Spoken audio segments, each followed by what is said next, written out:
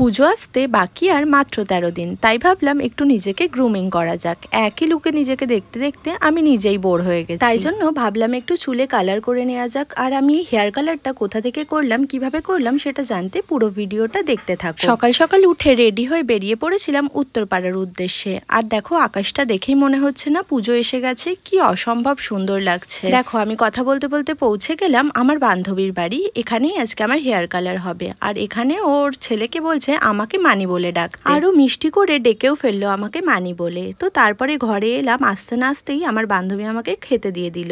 আর যেহেতু আমি আসবো সেই জন্য ও একটা স্পেশাল রেসিপি আজকে রান্না করেছিল, সেটা হচ্ছে এই যে সোয়াবিন ভাপাটা, যেটা খেতে সত্যি ভীষণ সুন্দর হয়েছিল। আর বান্ধবীর শাশুড়ি বানিয়েছিল এই পটলের তরকারি, এই সমস্ত কিছু। তো তারপরেই শুরু হয়ে গেল হেয়ার কালারের প্রিপারেশন। ঠিক যেরকমটা সবাই জানো সেরকম ভাবেই হচ্ছিল। ফার্স্টে কালারগুলো মিক্স করে নেওয়া হচ্ছিল, আর তারপরে হবে আমার চুলে অ্যাপ্লাই করা। তোমরা ভালো করে লক্ষ্য করলে দেখতে পারবে আমার চুলে অজস্র সাদা চুল, আর এটা হয়েছে শুধুমাত্র আমার লিভারের কারণে।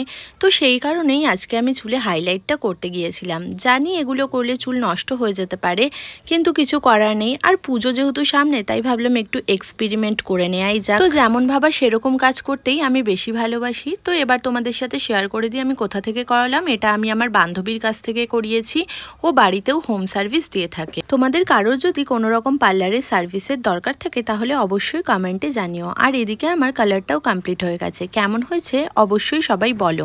আজকের মতন ভিডিওটা এতটাই থাকলো, দেখা হবে পরবর্তী ভিডিওতে। আরও এরকম অনেক ভিডিও আসছে, তোমরা সবাই পাশে থেকো। টাটা।